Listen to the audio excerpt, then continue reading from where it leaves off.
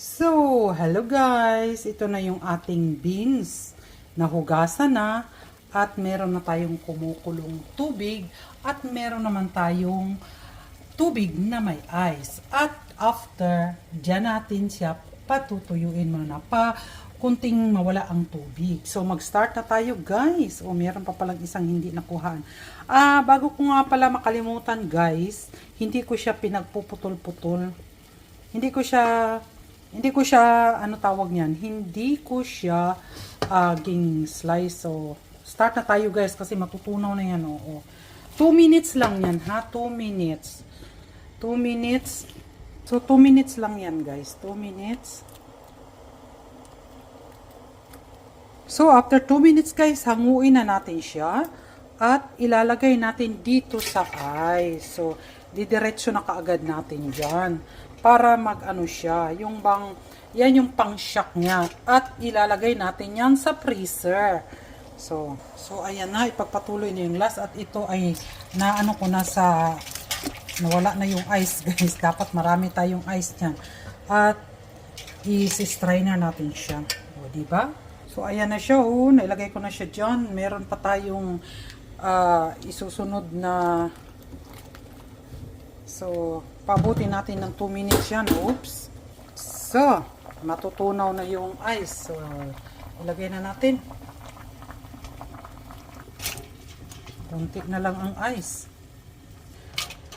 So, ginagawa lang namin to guys pag summer, pag meron tayong may naiipo sa ating tanim.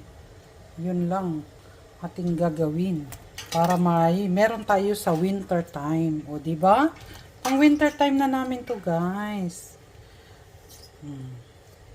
So, isi-strain muna natin. Ida-dry muna natin ng konti at ilalagay na natin sa plastic pang freezer. So, guys, ayan na siya. Dito na tayo at ibabalot natin dito sa ayan, para i-freezer. At ito guys, yung sinabi ko na iba ito, yung box bonin tong tawag namin dito. Ibang klase ito at ibang klase din ito. Ito ay yung ma-flat at ito naman ay yung pabilog. Mas nasarapan ko yung ito pero masarap naman talaga pareho. Pero ang gusto ko kasi dito guys, ito ay malutong siya. Ito hindi pa masyado kaming ready pang ipuin eh. Maliliit pang masyado yung iba. Kaya, ayan lang muna siya. Pero ito, ay kasi niluto na pala namin kanina yung kalahati nito. So, ito ay ipipreser na natin para sa ating winter time. So, okay guys. At ako yung magbabalot na. Wala talaga kasi akong tagakuha ng aking video. So, guys, ito na siya. At patutuyuin natin. Guys, ito yung iba tong klase ha, at iba naman ito. So, patutuyuin na natin guys, bago ilagay sa freezer. Tinatanggal ko yung kanyang medyo mabasa-basa pa, para hindi tayo magkakaroon ng ice. At baka maitanong nyo lang guys, kung bakit hindi ko in-slice. Hindi ko yan, magkaroon din ako ng extra na, magkaroon din ako next time na yung sinaslice ko. Ito ay para to talaga na hindi ko siya ginslice dahil gusto ko na piniprito ko kasi yan guys. Hindi piniprito, yung bang gumagawa kasi ako ng fried. Pina-fried ko yan siya na tawag nito. Na ganun lang talaga siya kahaba. Ipapakita ko lang sa inyo pag magkaroon ako magluto ako yung walang without slice. Papakita ko lang sa inyo kasi hindi ko pa na videohan dati kung ano yung hindi ko na slice. Next time yung ipipreser ko yung naka-slice.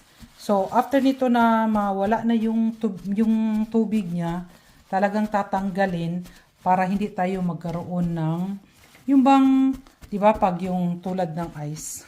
Gano'n na yun. Para hindi tayo para maganda yung ano niya. Maganda yung pagluto niya.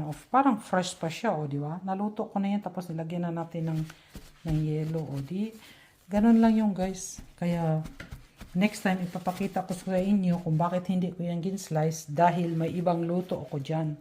At next time, ang ipipreser ko naman yung nakaslice. Okay? So, yun lang guys. Bye-bye at ibabalot natin yan. So guys, tapos na akong magbalot. Ready for freezer na. Pag magbalot pala, pag mag-isara nyo yan guys, tanggalin nyo yung, pag meron siyang hangin sa loob, tanggalin nyo guys. Yung makakaya lang. Wala kasi naman akong pang vacuum dyan eh. Pero okay na yun yung ganyan. Yung matanggal lang yung hangin na nasa loob.